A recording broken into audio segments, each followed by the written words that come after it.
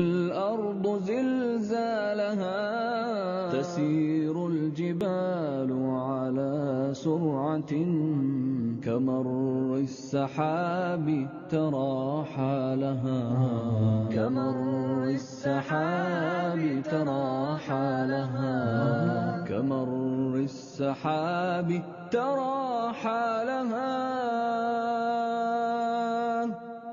وتنفطر الأرض من نفخة هنالك تخرج أثقالها ولا بد من سائل قائل من الناس يومئذ ما لها من الناس يومئذ ما لها من الناس يومئذ ما لها تحدث أخبارها ربها وربك لا شك أوحى لها ويصدر كل إلى موعد.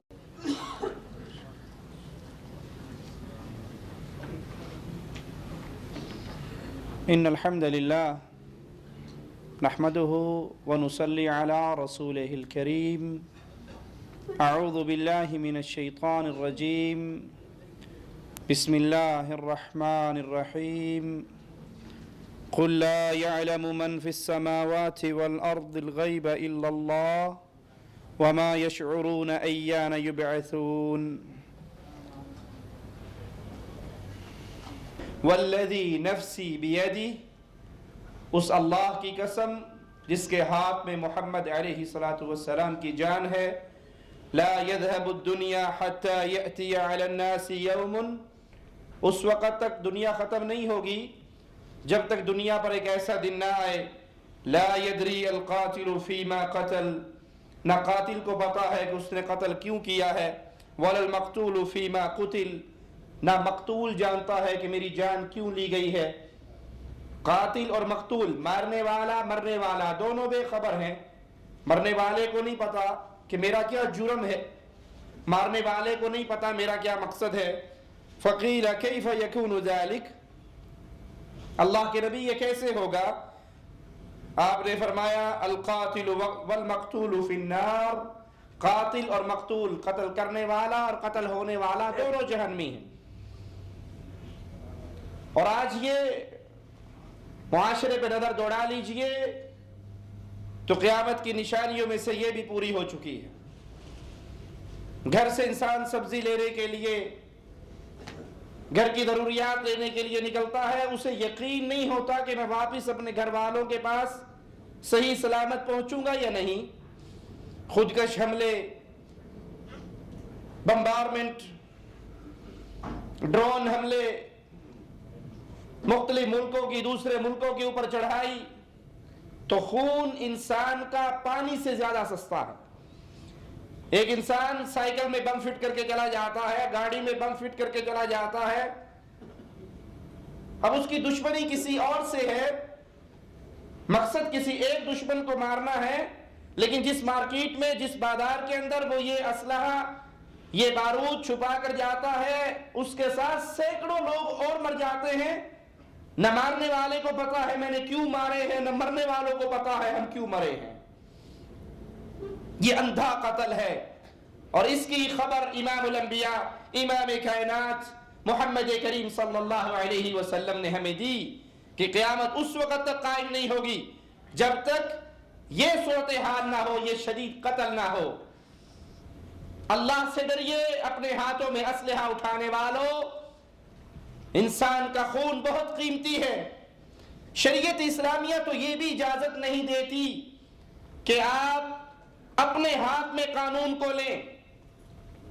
آپ کے سامنے کوئی چور چوری کر کے بھاگ رہا ہے، کہ آپ کو اسلام اجازت دیتا ہے کہ ہاتھ کاٹ دو؟ اسلام آپ کو اجازت نہیں دیتا۔ حدود کا قیام آپ کے ذمہ نہیں ہے، بلکہ حدود کا قیام مسلمان ریاست کے ذمہ ہے۔ اور آج تو فتویٰ دینے والے بھی، مارنے والے بھی، مرنے والے بھی جاہلوں کا ٹولہ ہے۔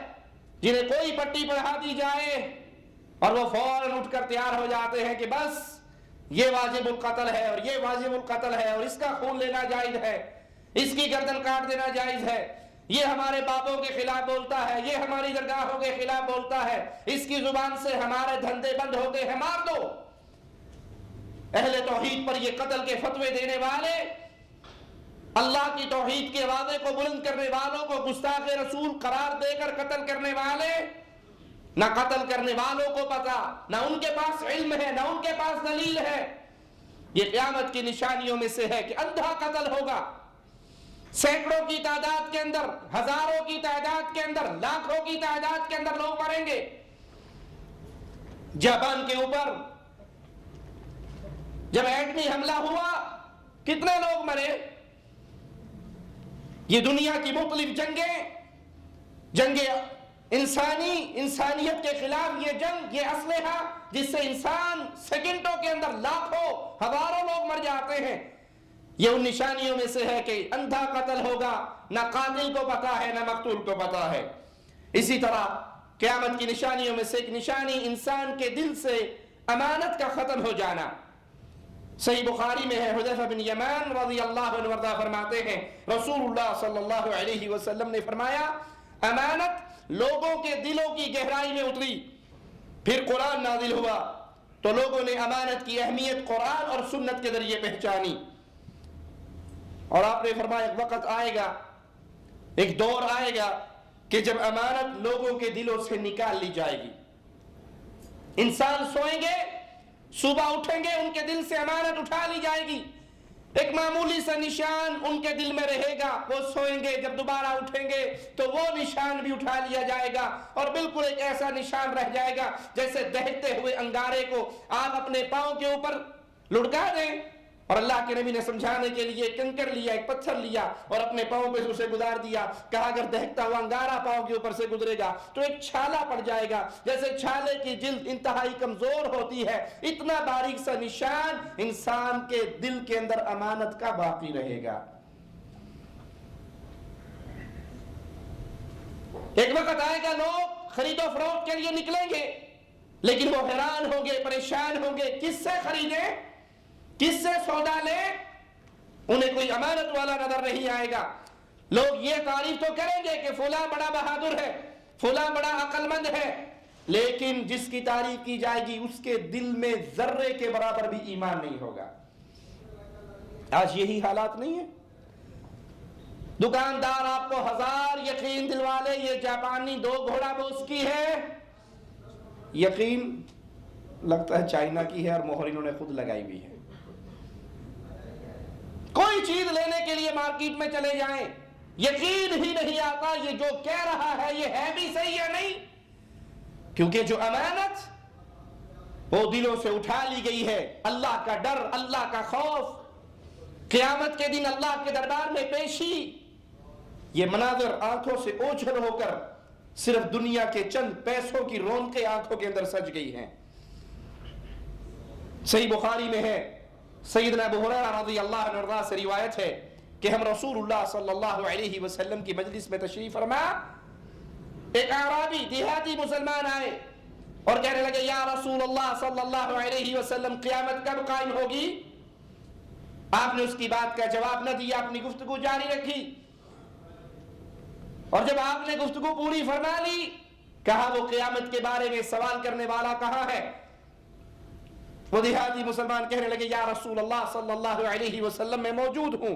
آپ نے فرمایا سنو، جب امانتیں ضائع ہونے لگ جائیں تو قیامت کا انتظار کرو۔ انہوں نے پوچھا یا رسول اللہ صلی اللہ علیہ وسلم امانت کیسے ضائع ہوگی؟ تو آپ نے فرمایا جب معاملات نااہل لوگوں کے سپرد کر دیے جائیں۔ یہ قرآن حکیم امانت ہے، یہ اللہ کا دین امانت ہے۔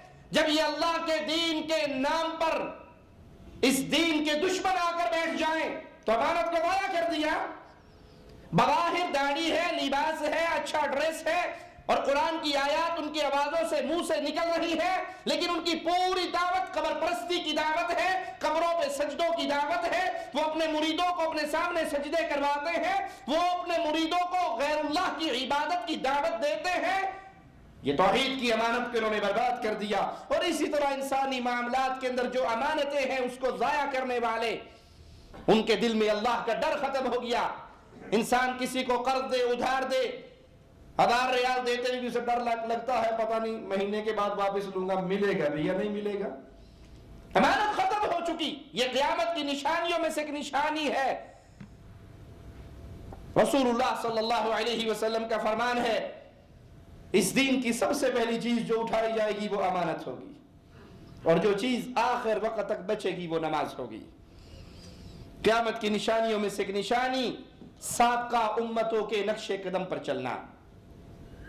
اور آج اگر ماحول پہ نظر دوڑائیں، معاشرے پر نظر دوڑائیں، تو مسلمان معاشرہ کافروں کی تہذیب کے پیچھے دوڑ لگاتا ہوا، چھلانگیں بھرتا ہوا جا رہا ہے. صحیح بخاری میں ہے، رسول اللہ صلی اللہ علیہ وسلم نے فرمایا قیامت اس وقت تک قائم نہیں ہوگی جب تک میری امت پہلے لوگوں کے راستے پر قدم با قدم چلنا شروع نہ کر دے. پوچھا گیا یا رسول اللہ صلی اللہ علیہ وسلم پچھلے لوگوں سے مراد کیا روم اور فارس والے؟ آپ نے فرمایا تو اور کون؟ روم و فارس، یہود و نصارہ، یہ نہیں تو اور کون؟ صحیح بخاری میں ہے امام الانبیاء علیہ السلام نے فرمایا لا تتبعن سنن الذین من قبلکم شبرا بشبر، تم ہاتھ کے برابر ان کے ہاتھوں پر ہاتھ رکھتے ہوئے، وذراع بذراع، ان کی کوہنیوں کے برابر، ان کی بازوؤں کے برابر، یعنی قدم با قدم ان کے فٹ پرنٹ پہ چلو گے. تم لوگ اپنے سے پہلے لوگوں کی طریقوں کی اس طرح پوری پیروی کرو گے جس طرح بالشت کے برابر ہوتی ہے اور ہاتھ کے برابر ہوتا ہے. اگر ان میں سے کوئی سانڈے کے سوراخ میں داخل ہوا ہوگا تو تم بھی یہ عمل ضرور کرو گے. اور یہاں ہاتھ سے مراد ہاتھ بالش اور سانڈے کے سوراخ سے مراد کیا ہے؟ اس سے مراد یہ ہے کہ ان کی مکمل اقتداء اور اندھی تقلید یہ تمہارا وطیرہ ہوگا. صحابہ کہتے ہیں قلنا یا رسول اللہ صلی اللہ علیہ وسلم الیہود والنصارى قال فمن، اے اللہ کے نبی کیا سابقہ امتوں سے مراد یہود و نصارہ ہے؟ کہا یہ نہیں تو اور کون ہے، یہ نہیں تو اور کون ہے. سالگرہ یہود و نصارہ کا طریقہ کیا مسلمان نہیں مناتے؟ مسلمان عوام تو منائے مولوی بنانے لگ گئے ہیں. عوام کہاں جائے گی بیچاری؟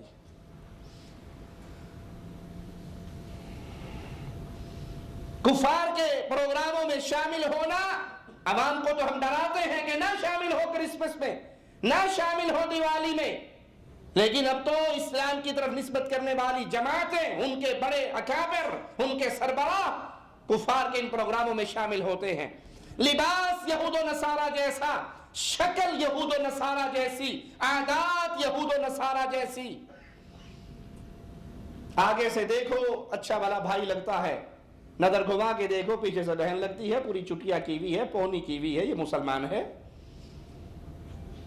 صبح واک کرنے کے لیے ایک یہودی بھی نکل رہا ہے اور اس کے ساتھ کتا ہے، اور یہ بھی نکل رہا ہے اس کے ساتھ کتا ہے. یہ کتوں سے محبت کرنے والی قوم یہ مسلمان قوم ہے. ساز، گانے، باجے، آلات موسیقی جہاں یہود و نصارہ کے گھر میں بج رہے ہیں وہاں مسلمان کے گھر میں بج رہے ہیں. مسلمان کی بچیاں بے پردہ بے حیا ہو کر گھر سے نکل رہی ہے، ایک یہودی کی اور ایک عیسائی کی بچی بھی بے پردہ اور بے حیا ہو کر گھر سے نکل رہی ہے. شراب کی محفلیں یہاں بھی جمی ہے تو یہاں بھی شراب کی محفلیں جمی ہوئی ہیں. یہود و نصارہ کی اقتداء دین کے معاملات کے اندر اور دنیا کے معاملات کے اندر. دینی معاملات بھی ان سے لیے جائیں گے ان کے طریقے پر، جس طرح انہوں نے اپنے انبیاء کو اٹھایا اور اللہ کا بیٹا قرار دیا، ہمارے بھی اللہ کے نبی کو اتنا بلند کریں گے کہ وہ اللہ کے نور کا ٹکڑا قرار دے دیں گے. آپ نے فرمایا جب تک تم پچھلی امتوں کے پیچھے نہ چلو گے قیامت قائم نہیں ہوگی. اسی طرح لونڈی کا اپنی مالکہ کو جنم دینا، یعنی لونڈی ایسے بچے کو جنم دے گی جو اس کا آقا بنے گا. یہ اس طرح کے آزاد آدمی اپنی لونڈی سے ہم بستری کرے گا جس سے اس کو حمل قرار پائے گا، اور پھر وہ جو بچہ جو جنے گی وہ بچہ بڑا ہو کر اس کا مالک بنے گا، اور اس کی والدہ بدستور اس کی لونڈی رہے گی، اس کی مالکہ رہے، اس کی رعایا میں شامل ہوگی. اور اس کا ایک معنی یہ بھی ہے کہ کہ بادشاہ لونڈیوں کے بطن سے پیدا ہوں گے اور وہ بادشاہ بھی ہوں گے اور والدہ اس کی رعایا اس کی لونڈی ہونے کی وجہ سے اس کے باپ کی لونڈی ہونے کی وجہ سے رعایا میں رہے گی. حدیث جبرائیل میں ہے کہ جب رسول اللہ صلی اللہ علیہ وسلم نے قیامت کی نشانیوں کا ذکر کیا تو آپ نے فرمایا کہ جب لونڈی اپنے مالک کو جنم دے تو یہ قیامت کی نشانیوں میں سے ہے, تب قیامت کا انتظار کرنا. اسی طرح لباس پہننے والی جو بظاہر لباس پہنیں گی لیکن ننگی ہوں گی, ان کا ظہور یہ قیامت کی نشانیوں میں سے ہے. صحیح مسلم میں ہے رسول اللہ صلی اللہ علیہ وسلم نے فرمایا 2 ایسے جہنمی گروہ ہیں جنہیں میں ابھی تک نہیں دیکھ سکا.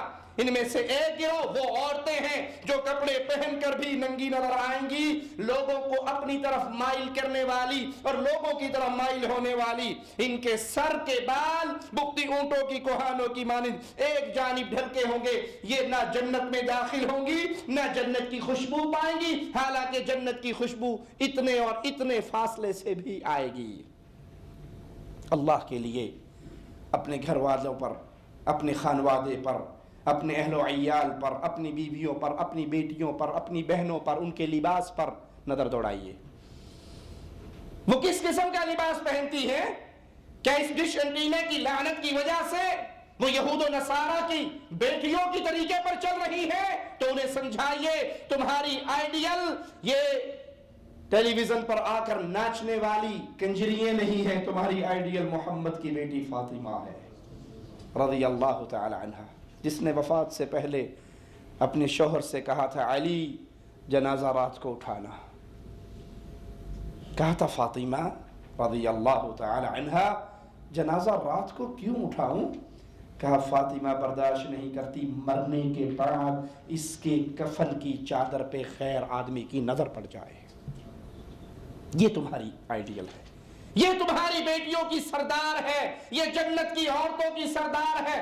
اس کا منہج, اس کا راستہ, اس کا طریقہ, اس کی سیرت اپنی بیٹیوں کو سکھاؤ. اپنے گھر سے ڈش انٹینوں کی لعنتوں کو ختم کر کے انہیں فاطمہ کی سیرت پہ, عائشہ کی سیرت پہ, حفصہ کی سیرت پہ رضی اللہ تعالی عنہم, ان کی سیرت پہ چلائیے. یہ لباس پہننے والی جن کے گلے کھلے ہیں, بڑے بڑے گریبان, ہاف بازو, پہلے تو یہاں تک کی قمیضیں چلتی تھی, آج کل پنجابی کہنا چاہیے تھا ہاف موڈے کی قمیض چل رہی ہے. یہاں تک چلتی تھی, گزارا ہوتا تھا, تو کندھے اس میں نظر آنے لگ گئے. یہاں کا صرف ایک پٹی چھوٹی سی یہاں ہے اور اتنا سینہ, اس کے اوپر کوئی ڈریس نہیں ہے, بازوؤں پر کوئی ڈریس نہیں ہے, اور یہ اپنے گھر میں نوجوان بھائیوں کے سامنے, اپنے بیٹوں کے سامنے, یہ کس کی تہذیب ہے؟ یہ کس کا طریقہ ہے؟ یہ کس کا لباس ہے؟ نیٹ کے لباس لا کر اپنی بیویوں کو دینے والوں, چوڑی دار پجامے پہنانے والوں, اور پھر جوائنٹ فیملی سسٹم میں رہنے والوں. ایک تو ہے کہ بیوی اپنے خاوند کے لیے زیب و زینت اختیار کرتے ہوئے جیسا چاہے لباس پہنے, بیوی اپنے خاوند کے لیے جائز ہے. ہن لباس لکم وانتم لباس لہن, وہ تمہارا لباس, تم ان کے لباس.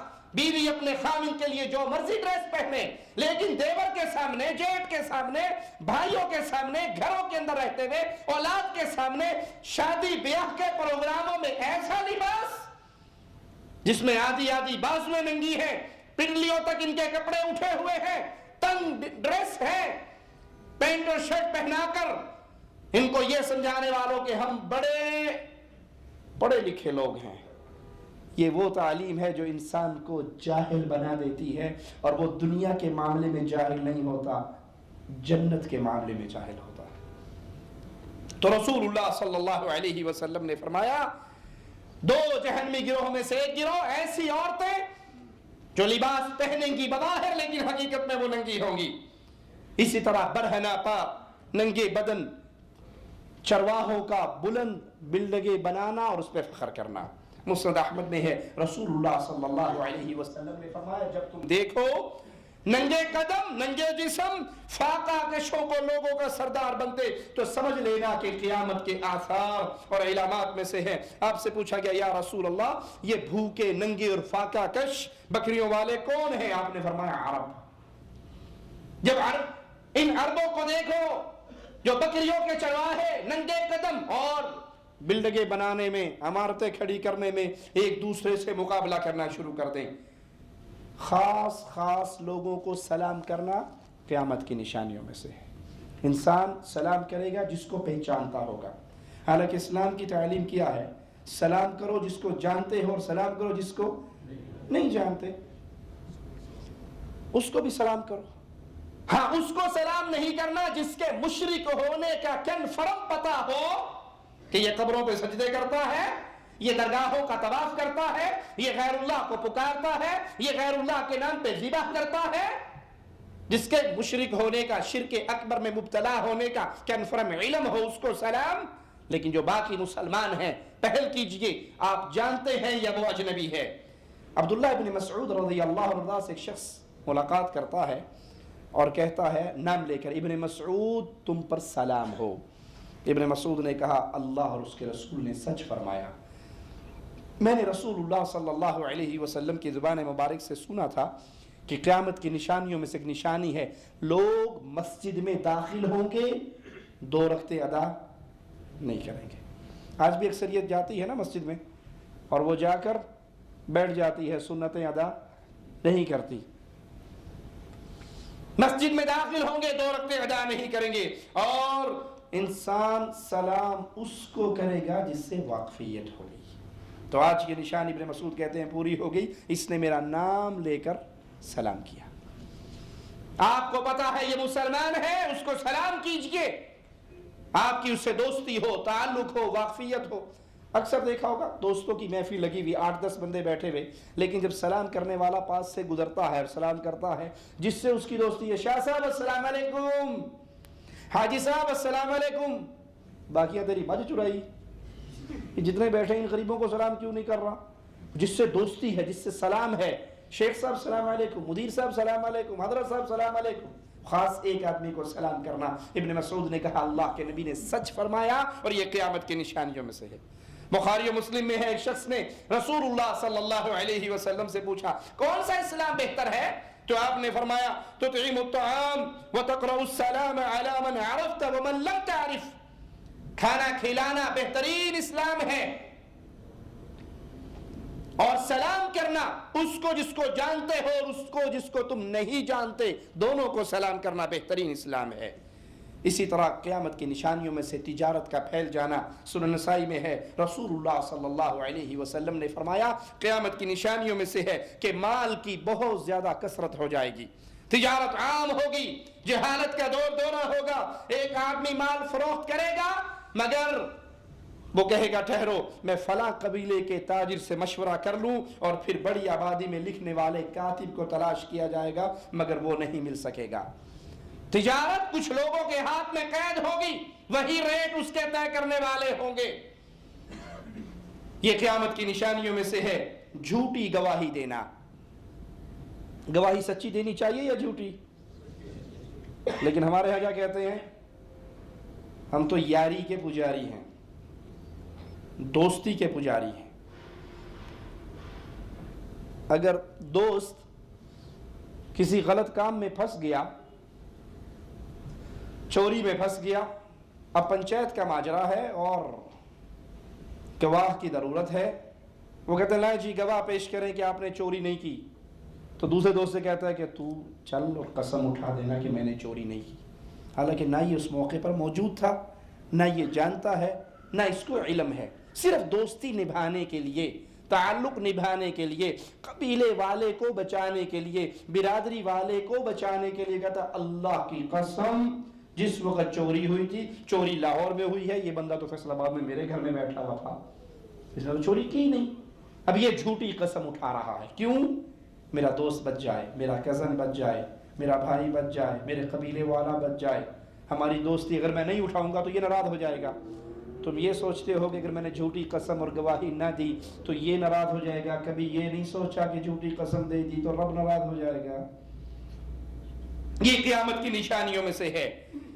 صحیح بخاری و مسلم میں یہ روایت موجود ہے، رسول اللہ صلی اللہ علیہ وسلم نے فرمایا الا انبئکم باکبر الکبائر، تمہیں سب سے بڑا کبیرہ گناہوں میں سب سے بڑی چیزوں کا ذکر نہ کروں؟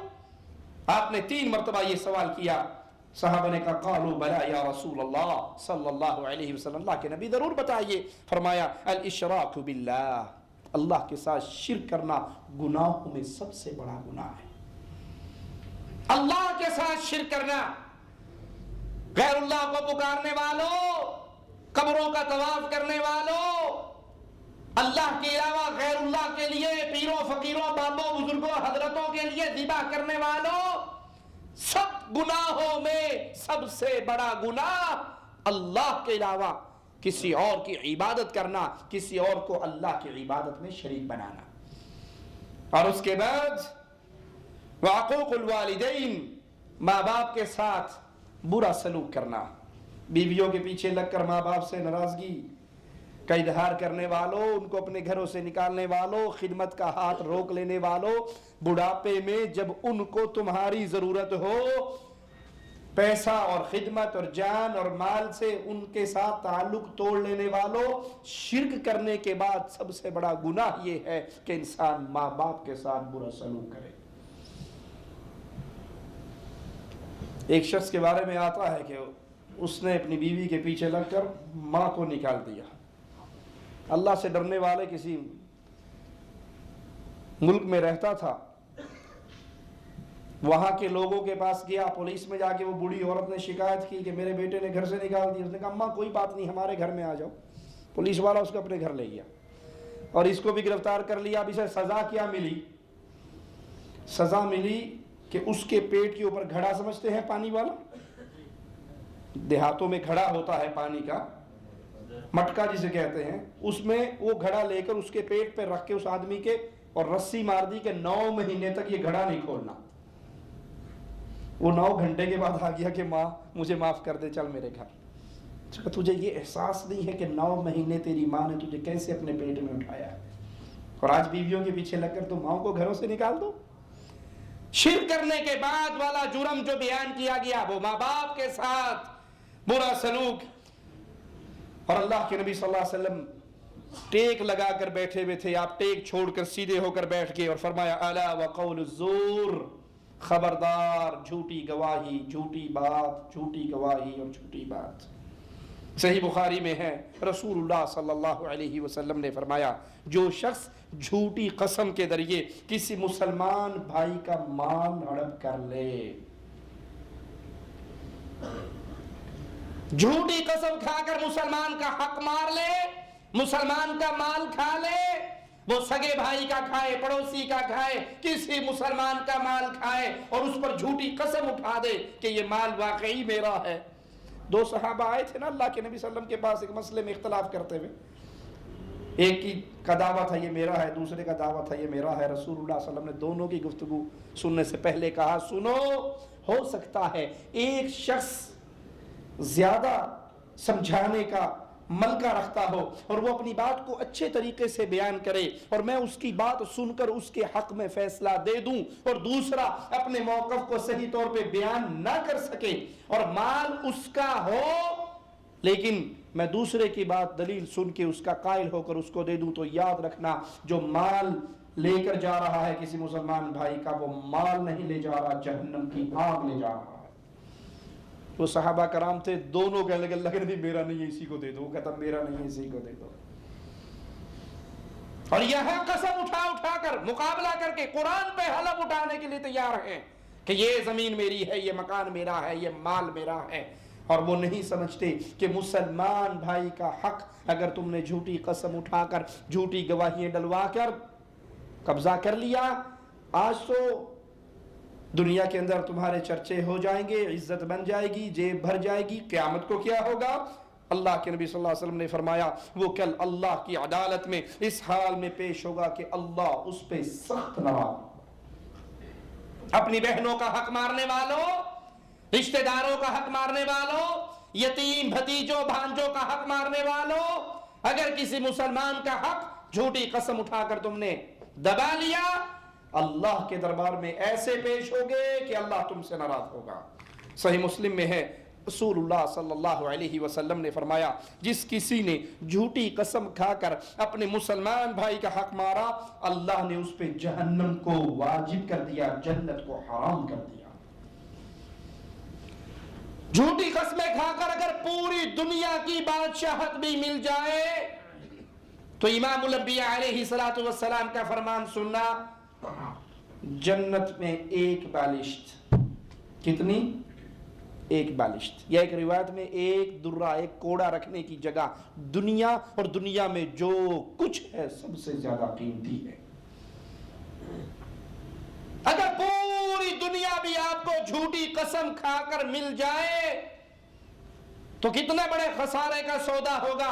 آپ نے فرمایا جس نے کسی مسلمان بھائی کا مال جھوٹی قسم اٹھا کر دبا لیا، کھا لیا، اس پر اللہ نے جہنم کو واجب کر دیا، جنت کو حرام کر دیا۔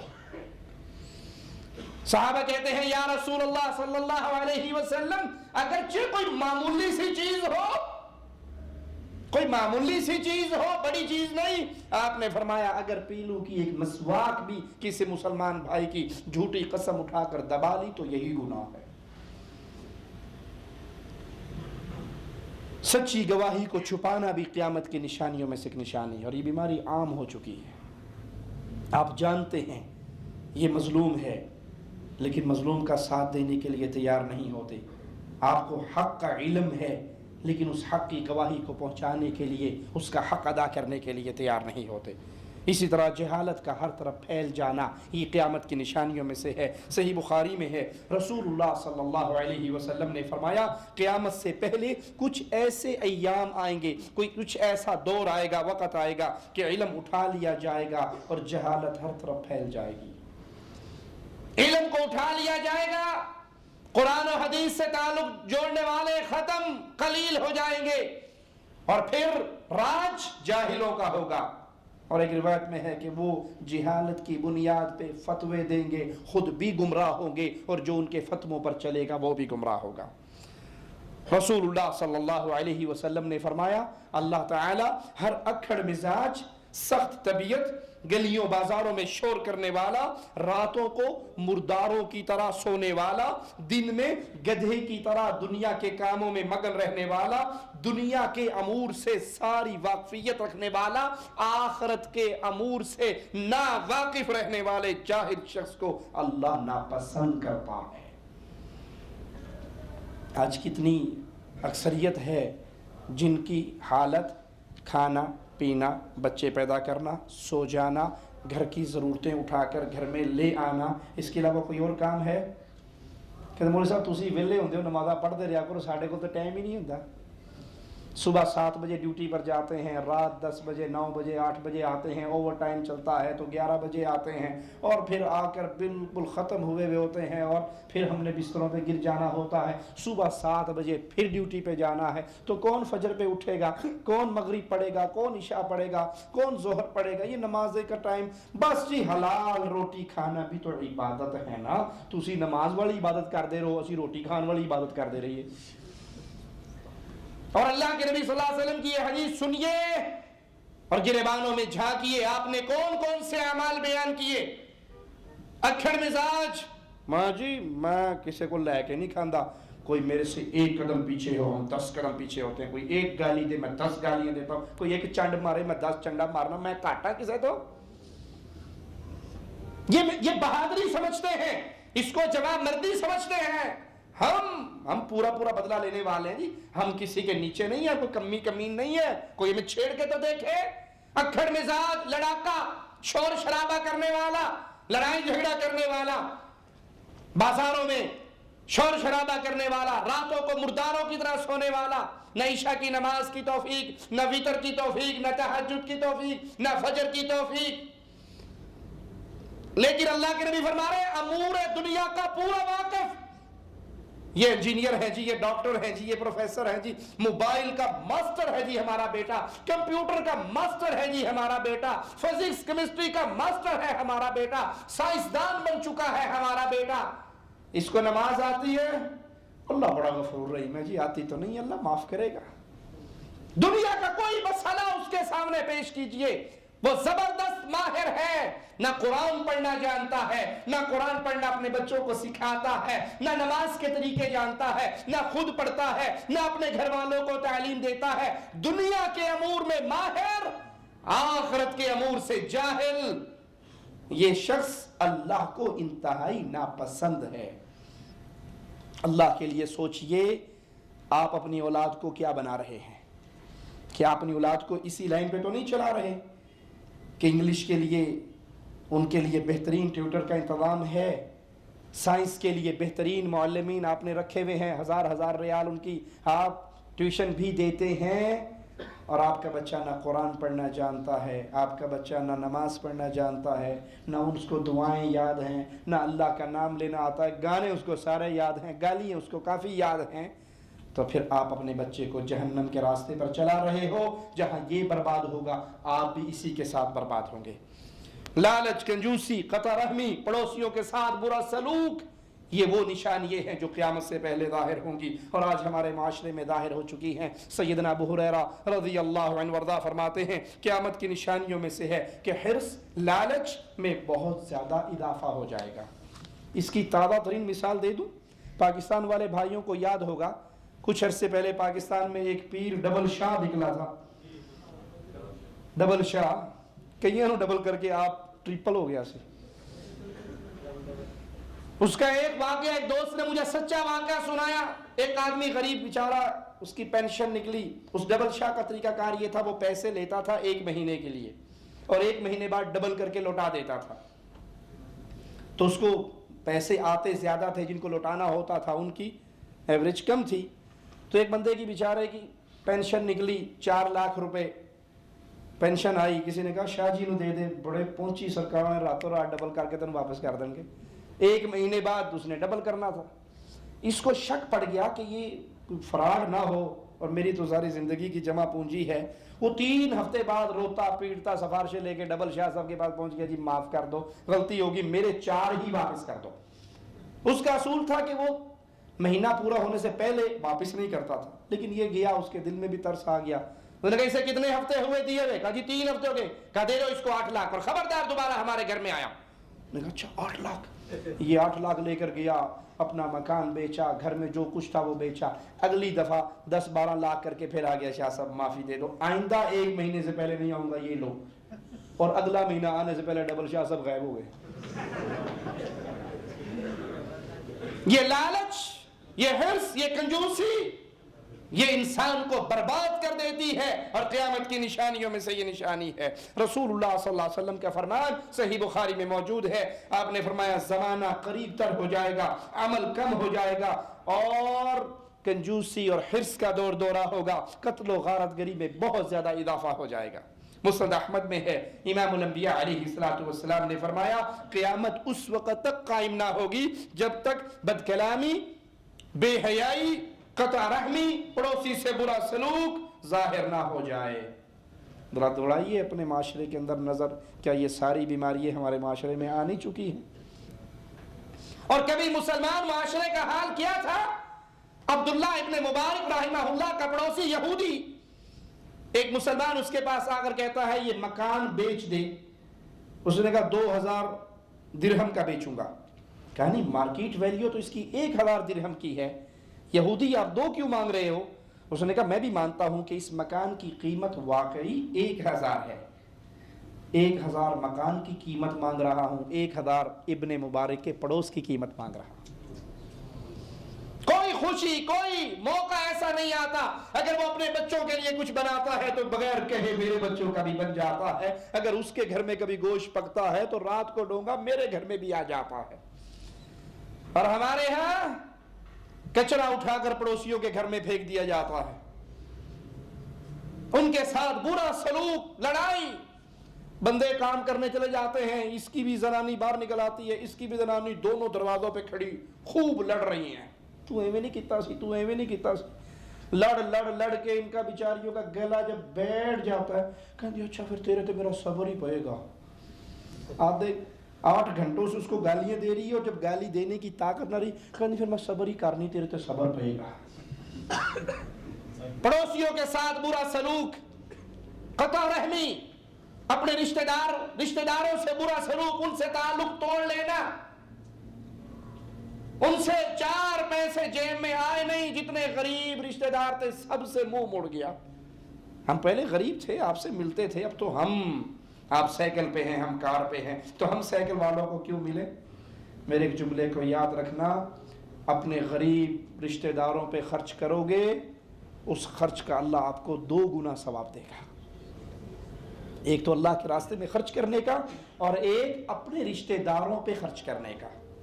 اور یاد رکھنا، جس کنویں سے پانی نکالا جائے اور پانی کنویں میں آتا ہے، اور جس کنویں سے پانی نہ نکالا جائے پانی میں بدبو ہو جاتی ہے۔ اگر آپ کے پاس اللہ کا دیا ہوا ہے اور آپ اپنے عزیزوں پر، قریبوں پر، رشتہ داروں پر، ماں باپ پر، بہن بھائی پر، اپنے سکندر لوگوں پر جو مالی طور پہ کمزور ہیں، اللہ نے آپ کو موقع دیا، آپ کو زیادہ دنیا دی، آپ ان پہ خرچ کریں، اس کا نتیجہ یہ نکلے گا اللہ آپ کو اور عطا فرمائے گا۔ یہ اچھی عادات اپنے اندر پیدا کریں، اپنے رشتہ داروں کا خیال کریں، اپنے بھائیوں کا خیال کریں، اپنی بہنوں کا خیال کریں۔ اور یقین کیجئے دنیا کے اندر انتہائی قیمتی چیز غریب لوگوں کی دعائیں ہیں۔ رسول اللہ صلی اللہ علیہ وسلم کا فرمان سنیے، آپ فرماتے ہیں تمہیں تمہارے کمزوروں کی وجہ سے رزق دیا جاتا ہے۔ کمزوروں کی نمازوں، کمزوروں کی دعاؤں کی وجہ سے آپ کو رزق ملتا ہے۔ ایک غریب کا بھلا کر دیں اور وہ غریب آپ کو جو دعائیں دے، آپ کے لاکھ روپے میں وہ برکت نہیں ہو سکتی جو اس غریب کی دعاؤں میں اللہ برکت دے سکتا ہے۔ قیامت کی نشانیوں میں سے کہ امین انسان کو، امانت دار کو خائن سمجھا جائے گا اور خائن کو امانت دار سمجھا جائے گا۔ اللہ کے نبی صلی اللہ علیہ وسلم نے فرمایا، مجھے اس ذات کی قسم جس کے ہاتھ میں محمد علیہ السلام کی جان ہے، قیامت قائم نہ ہوگی یہاں تک کہ امین کو خائن اور خائن کو امین نہ سمجھا جائے۔ اچھے لوگوں کا خاتمہ اور برے لوگوں کا ظہور۔ اللہ کے نبی صلی اللہ علیہ وسلم نے فرمایا، اس ذات کی قسم جس کے ہاتھ میں محمد صلی اللہ علیہ وسلم کی جان ہے، قیامت اس وقت تک قائم نہ ہوگی جب تک معزز، عزت والے، شرف والے فوت نہ ہو جائیں اور گھٹیا اور غیر معروف لوگ، قوم کے رذیل لوگ عام نہ ہو جائیں اور یہ مناصب کو سنبھال لیں، منصب ان کو عطا کر دیے جائیں۔ آج آپ معاشرے میں نگاہ دوڑا لیجئے، عزت کس کی ہے؟ تہجد پڑھنے والے کی عزت ہے؟ نیک آدمی کی عزت ہے؟ عزت ہے ٹیلی ویژن کی سکرین پہ آ کے ناچنے والے کی۔ عزت اسے کہتے ہیں جی۔ پہلے دور میں اصل پرانی اردو میں ان ناچنے والوں کو کہا تھا مراسی، گویے، کنجر، ان کا نام تھا۔ یہ گالی نہیں ہے، یہ ان کا نام تھا۔ اور آج اس نام پر کتنی پالش ہو چکی ہے۔ یہ امن کے سفیر ہیں، یہ ثقافتی سفیر ہیں، یہ اداکار ہیں، یہ اداکارائیں ہیں، یہ فن پارائیں ہیں، اور حقیقت کے اندر یہ جہنم کی طرف بلانے والے ظالم ہیں جو جہنم کے دروازوں پہ کھڑے ہو کے جہنم کا ایندھن اکٹھا کر رہے ہیں۔ اللہ کے دین کے حامل کی وہ عزت نہیں، قرآن کے حافظ کی وہ عزت نہیں، حالانکہ محمد کریم اس کو کتنی عزت دے رہے ہیں۔ آپ کا فرمان ہے خیرکم، کائنات میں سب سے بہتر آدمی وہ ہے جو قرآن کو سیکھتا ہے، قرآن کو سکھاتا ہے۔ اور ہمارے ہاں کھلاڑیوں کی، اس کو کروڑوں روپے ملیں گے، ایک کرکٹ کا آخری بال پہ چھکا لگ جائے کروڑوں اس کے اکاؤنٹ میں آ جائیں گے۔ اور حافظ صاحب کی ہمیشہ چودھری بندے شکایت ہی، اے مولوی جی بڑا لالچی ہے، اسی 3000 روپے تے رکھیا سی، ہن ہر مہینے کہنا میری تنخواہ بتاؤ۔ اس بیچارے کو نہیں پتا کہ چودھری صاحب کے ایک ٹائم کے ناشتے کا 3000 سے زیادہ بل آ جاتا ہے، اور اس کو پورے مہینے کا 3000 دیتے ہیں، جس میں سے نہ یہ دوائی لے سکتا ہے، بچہ بیمار ہو جائے تو علاج نہیں کرا سکتا، عید آ جائے تو کپڑے نہیں لے سکتا۔ یہ قیامت کی نشانیوں میں سے ہے کہ رذیل قوم کے لوگ، گھٹیا لوگ، وہ بڑے بڑے منصبوں پر، عہدوں پر آ جائیں گے، اور جو عزت والے ہیں وہ ختم ہو جائیں گے۔ مال کے حلال اور حرام کی پرواہ لوگوں کے دلوں سے ختم ہو جائے گی۔ تو جب یہ ہو جائے تو قیامت کا انتظار کیجیے۔ صحیح بخاری میں ہے کہ رسول اللہ صلی اللہ علیہ وسلم نے فرمایا، لا يأتين على الناس زمان لا يبالي المرء بما اخذ المال، لوگوں پہ ایک وقت آئے گا ان کے دل سے یہ سوچ ہی ختم ہو جائے گی وہ مال کو کہاں سے لے رہے ہیں۔ امن حلال ام من حرام، یہ حلال ہے یا حرام؟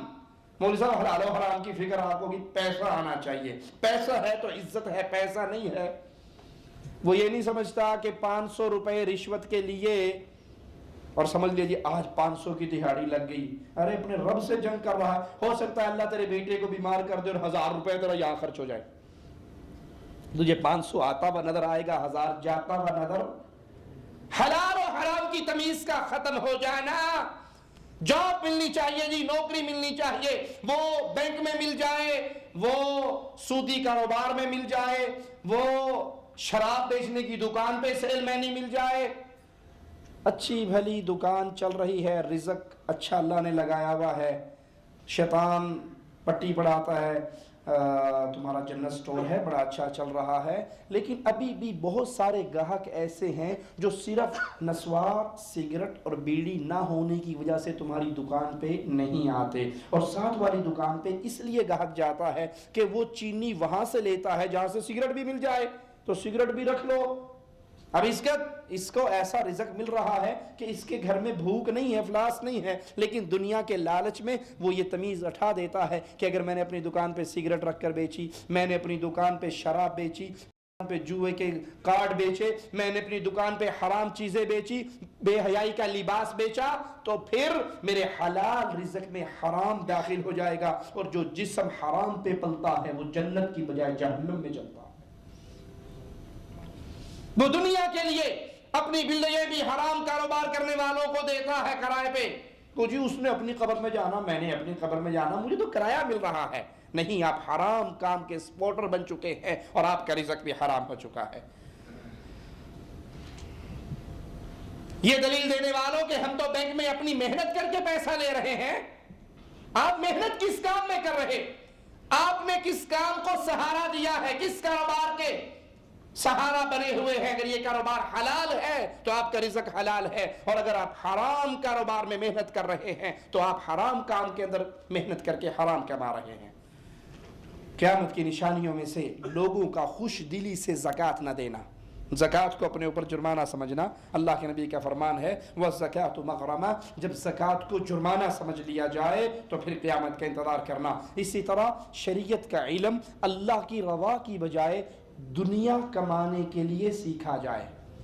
ہمارے ہاں اگر اول تو توفیق ہی نہیں ہوتی کہ بچوں کو قرآن حفظ کرا دیا جائے، اچھا بچہ، ذہین بچہ، تیز سرار بچہ، جس کو بچپن میں ہی ماں باپ دیکھ لیتے ہیں کہ اس کی عقل ماشاءاللہ، اس کی ذہانت بڑی اچھی، اس کے لیے دنیا کی تعلیم شروع سے اعلیٰ دلوائی جاتی ہے، اور اللہ سب کو صحت والی، زندگی والی، ایمان والی اولاد عطا فرمائے۔ اگر معذور بچہ پیدا ہو جائے، اندھا پیدا ہو جائے، لنگڑا لنگڑا پیدا ہو جائے، تو ماں کہتا ہے یہ تو اندھا پیدا ہو گیا، انہوں مسیطے پا چھڑو، حافظ بن جائے گا، اور کوئی نہیں دال روٹی تک کمائی رکھے گا۔ وہ قرآن اللہ کی رضا کے لیے نہیں، دال روٹی کے لیے، دین کا علم اللہ کی رضا کے لیے نہیں، اس اسلام کو آگے پھیلانے کے لیے نہیں، دال روٹی کے لیے کماتے ہیں، سیکھتے ہیں۔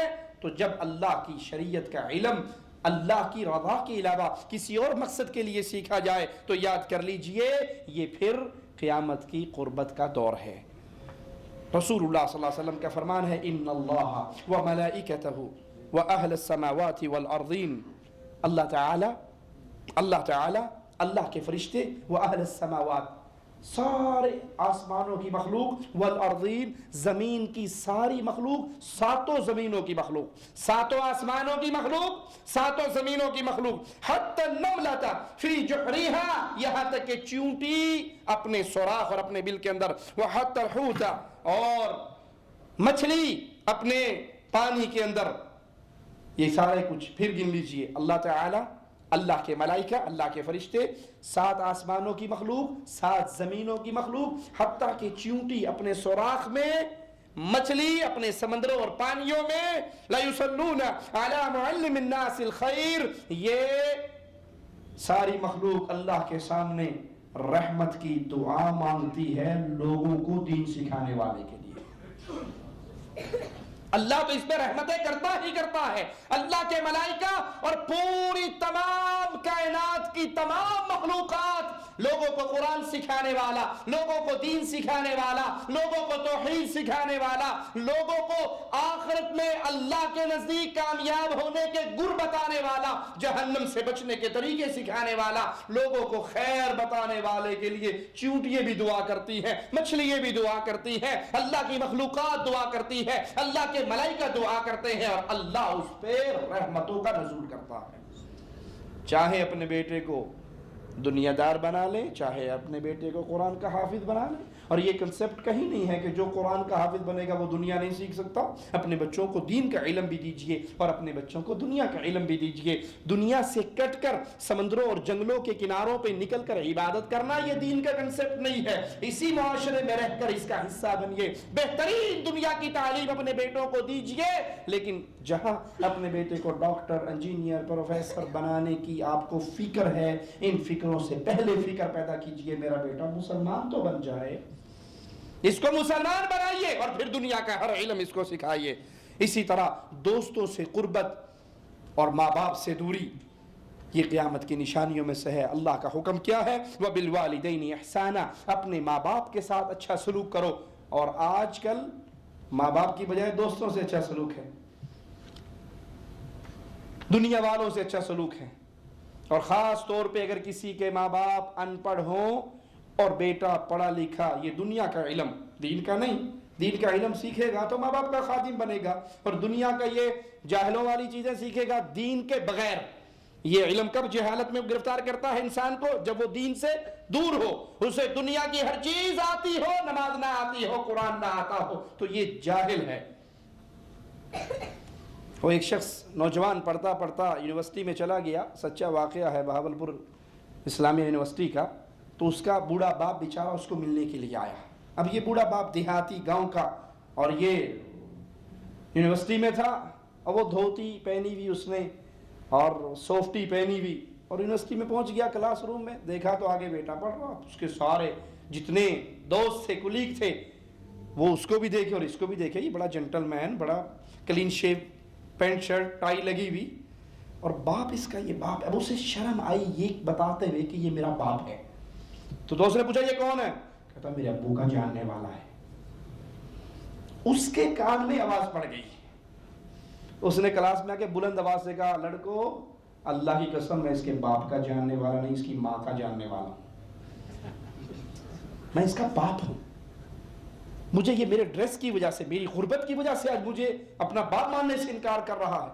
تو قیامت کے قریب یہ چیز ظاہر ہوگی کہ لوگ اپنے ماں باپ سے دوری اختیار کریں گے، دوستوں سے، ماں باپ کے ساتھ اپنا معاملہ شیئر نہیں کریں گے، دوستوں کو اپنا ماں باپ سے بڑھ کر ہم درد تصور کرتے ہوئے ان سے ساری باتیں کر لیں گے، اور باپ کو نہیں بتائیں گے، ماں کو نہیں بتائیں گے۔ مساجد میں آوازیں بلند ہوں گی، یہ بیماری بھی عام ہو چکی ہے، مسجدوں میں لڑائی جھگڑا، مسجدوں میں کہکے، مسجدوں میں شور شرابہ، یہ قیامت کی نشانیوں میں سے ہے۔ قبائل کی قیادت برے گندے فاسق گناہگار لوگوں کے ہاتھ میں ہوگی، سب سے رذیل شخص قوم کا سربراہ بنے گا۔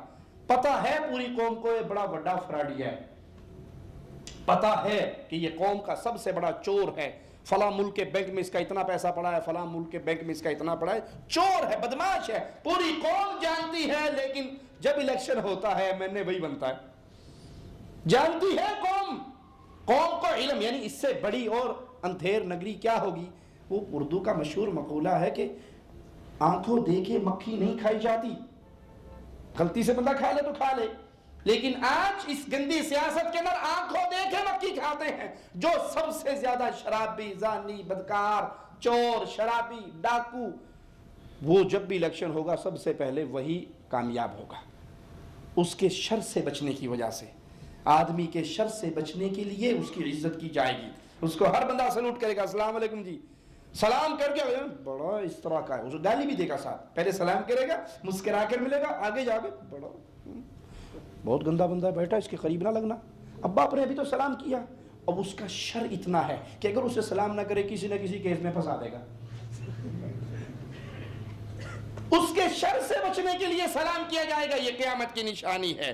آئیے جامع ترمذی میں سنیے اللہ کے نبی کا فرمان، جب مال فے کی بندر بانٹ ہونے لگے مسلمانوں کا کہیں مقابلہ ہوا، دشمن مال چھوڑ کے بھاگے، بغیر جنگ کیے مسلمانوں کو مال ملا جو مسلمانوں کا ہے، اب اس کو آپس میں بندر بانٹ کی جائے، حق والوں کو ان کا حق نہ دیا جائے، امانت کو مال غنیمت سمجھ لیا جائے، جو امانت آپ کے ہاتھ میں دی ہے کسی نے اس کو مال غنیمت سمجھ لیا جائے، زکوٰۃ کو جرمانہ خیال کیا جائے، علم غیر دینی مقاصد کے لیے، قرآن اس لیے نہ سیکھا جائے اللہ راضی ہوگا، حدیث کا علم اس لیے نہ سیکھا جائے اللہ راضی ہوگا، بلکہ اپنی شہرت اور غیر اللہ کی رضا کے علاوہ اور کاموں کی وجہ سے دین کا کام سیکھا جائے۔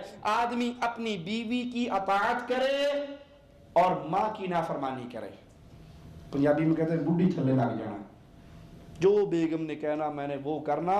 خبردار، بیگم کو اجازت ہے وہ ماں کے ساتھ بدتمیزی کر لے، لیکن ماں کو اجازت نہیں وہ بیگم کی کسی بات کا جواب دے دے۔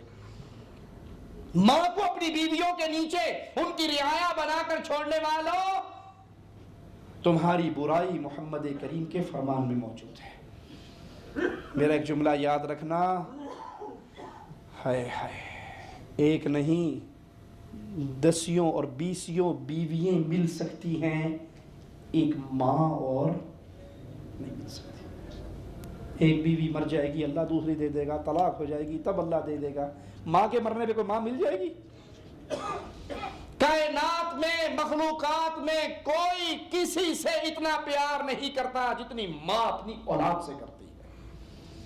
آپ نے دیکھا نہیں، بچہ بیمار ہو جائے ہر بندہ دعا کرتا ہے، بھائی دعا کرتا ہے، دوائی لاتا ہے، سب کچھ کرتا ہے، اور ماں دعائیں کرتی ہے، اللہ اس کی دعا دیکھی، آخری دعا جب بالکل سمجھتی ہے کچھ نہیں ہونے والا، کہتی ہے اللہ اس کی جگہ مجھے مار لے، میرے بیٹے کو شفا دے دے۔ یہ بیوی کہتی ہے، یہ بیوی کہتی ہے۔ تو یہ قیامت کی نشانیوں میں سے ہے کہ ماں کی نافرمانی ہوگی اور بیوی کی اطاعت ہوگی۔ دوستوں کو انسان قریب کرے گا، اپنے باپ کو دور کرے گا، مساجد میں آوازیں بلند ہوگی، فاسق فاجر شخص قبیلے کا سربراہ ہوگا، گھٹیا ترین انسان قوم کا سردار بنے گا۔ آدمی کی عزت اس کے شر سے بچنے کے لیے کی جائے گی۔ ناچنے والیاں، گانے والیاں، آلات موسیقی عام ہو جائیں گے، موبائل کے اندر بھی گانے، گھر کے اوپر ڈور پہ جو بیل لگی ہے اس میں بھی ساز، ہر چیز میں گانے۔ آپ چلے جائیے مارکیٹ میں کھلونے لینے کے لیے، مسلمان بچہ اپنے بچے کو مسلمان رکھنے کے لیے اسلامی قوانین کے مطابق شاید اس کو 1000 میں سے 5 کھلونے بھی نہ ملے۔ جس کھلونے میں سیل ہوگا اس کو آن کریں، ساز شروع ہو جائے گا، گانے شروع ہو جائیں گے۔ یہ آلات موسیقی کا عام ہو جانا، گانے والیوں کا عام ہو جانا، شراب کا پیا جانا، اور امت کے آخری دور کے لوگ امت کے پہلے لوگوں پر لعنت کریں گے۔ سن لیجئے جا کے اپنے اپنے ملکوں کے اندر، آج کل کے لوگ کیا صحابہ کرام پہ لعنتیں نہیں کرتے؟ کیا اللہ کے اولیاء کو گالیاں نہیں دیتے؟ کیا ابو بکر، عمر، عثمان، علی، طلحہ، زبیر، حفصہ، عائشہ رضوان اللہ علیہم اجمعین ان کو گالیاں نہیں دی جاتی؟ امت کے پچھلے، بعد میں آنے والے، پہلے گزر جانے والوں پر لعنت کریں گے۔ اللہ کے نبی نے فرمایا جب یہ ساری چیزیں ہو جائیں تو اس وقت پھر لوگوں سرخ تیز ہواؤں کا، زلزلوں کا، زمین میں دھسنے کا، شکلیں مسخ ہونے کا، آسمان سے پتھر برسنے کا اور ایسی ہی نشانیوں کا انتظار کرنا۔ آج زلزلے عام ہیں، زلزلے کا بھی غم ختم نہیں ہوا، سیلاب آ گئے، اندھیریے آ گئی، طوفان آ گئے، فصلیں برباد، زمینیں برباد، ہزاروں لوگ مر گئے۔ کیوں؟ میرے نبی علیہ الصلوۃ والسلام نے یہ باتیں بتائی تھی۔ اور آج وہ کون سی بستی ہے جہاں پر ناچنے والی، گانے والی، آلات موسیقی، بے حیائی، بدکاری کے ساز و سامان موجود نہ ہو؟ لوگ اس کو فیشن سمجھنے لگے، لوگ اس کو معاشرے میں اچھا مقام پانے کے لیے سمجھنے لگے۔ گھر میں ڈش ہوگا تو ہمارا سٹیٹس ہائی ہوگا، اور گھر میں ٹی وی نہیں ہے کہیں گے تو یتیم جے لوگوں نے، مسکین نے، گھر میں ٹی وی بھی نہیں ہے، ان سے غریب اور کون ہوگا؟ زنا، ریشم، شراب اور آلات موسیقی کو حلال سمجھنا۔ جب لوگ زنا کو حلال سمجھیں، ریشم کو حلال سمجھیں، آلات موسیقی کو حلال سمجھیں، تو پھر یہ قیامت کی نشانیوں میں سے ہے۔ صحیح بخاری میں ہے، اللہ کے نبی نے فرمایا میری امت میں کچھ ایسے لوگ ہوں گے جو زنا کو، ریشم کو، شراب کو، آلات موسیقی کو حلال جانیں گے، اور کچھ لوگ اپنی بکریوں کو لے کر کسی بڑے پہاڑ کے دامن میں تھوڑی دیر آرام کرنے کے لیے جائیں گے۔ اسی دوران ایک سوال کرنے والا سوالی حاجت مند آئے گا، ان سے اللہ کے نام پہ کچھ مانگے گا، وہ کہیں گے آج نہیں کل آنا، اور پھر اچانک اللہ کی طرف سے ان پہ عذاب آ جائے گا، اللہ اس پہاڑ کو ان کے اوپر گرا دے گا، کچھ ہلاک ہو جائیں گے، کچھ ان میں سے بچ جائیں گے، جو بچیں گے اللہ انہیں قیامت تک کے لیے خنزیر بنا دے گا، بندر بنا دے گا۔ یہ سانس کو حلال، ریشم کو حلال، زنا کو حلال سمجھنے والے ان کے دو مطلب ہیں۔ پہلی بات، کسی کا یہ عقیدہ ہو کہ شراب حرام نہیں ہے، جیسے قوالوں نے یاد کروا دیا ہے، علی الاعلان لوگ کہتے ہیں میں شرابی ہوں لیکن تھوڑی سی پیتا ہوں، جن کا یہ عقیدہ ہو کہ شراب حلال ہے، زنا حلال ہے، ریشم حلال ہے، یا اس کا عقیدہ نہیں ہے لیکن اس کثرت سے معاشرے کے اندر زنا، شراب، ریشم کا استعمال، آلات موسیقی کا استعمال ہو رہا ہے، اس کثرت سے استعمال ہو رہا ہے کہ جو ان کو حرام کہیں لوگ اس کو حیران ہو کر دیکھتے ہیں۔ آج کہہ دو نا یہ گانے حرام ہیں، کہتے ہیں مولوی صاحب نوی گل کی تھی، یہ گانے بھی حرام ہیں۔ آپ نہیں سمجھتے، گانے تو روح کی غذا ہوتے ہیں۔ مولوی بھی فتوے دے رہے ہیں گانوں کے حلال ہونے پر، مولویوں کی تقریریں آ رہی ہیں اور اس سے پہلے میوزک بجتا ہے، پھر مولوی صاحب آ جاتے ہیں۔ الٹا کام ہے، مولوی صاحب کی تقریر سے پہلے میوزک ہے۔ اور ایک دفعہ بس میں سفر کرتے ہوئے اتفاق ہوا، اس نے سی ڈی چلائی تو 5 منٹ کے لیے سورۃ رحمان چلی۔ اسلام آباد سے میں لاہور جا رہا ہوں، بڑے خوش ہیں ماشاءاللہ، سورۃ رحمان ترجمے کے ساتھ آ رہی۔ 5 منٹ کے بعد سورۃ رحمان ختم ہو گئی، انڈین فلم شروع ہو گئی۔ فلموں سے پہلے قرآن کی آیات، نعت، اور مولوی کی تقریروں سے پہلے ساز، گانے۔ اتنی کثرت سے یہ چیز معاشرے میں پھیل جائے گی کہ تصور ختم ہو جائے گا کہ یہ حرام ہے، بلکہ لوگ اس کو حلال سمجھنے لگ جائیں گے، اور اگر کوئی اس کو حرام کہے گا تو لوگ عجیب نظروں سے اس کو دیکھیں گے۔